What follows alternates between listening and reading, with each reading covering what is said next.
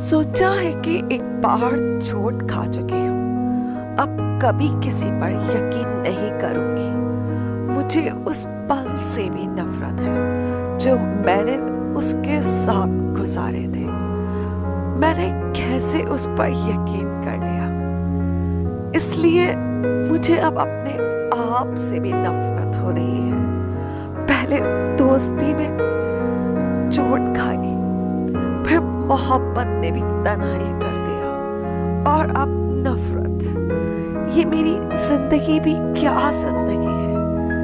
क्यों नफरत मुझे ढूंढती रहती है? सिर्फ एहसास बदल जाते हैं, वरना मोहब्बत और नफरत एक ही दिल से होती है। और अब उसकी नफरत की आदत हो गई है, क्योंकि अब मुझे मोहब्बत से डर जो लगने लगा है।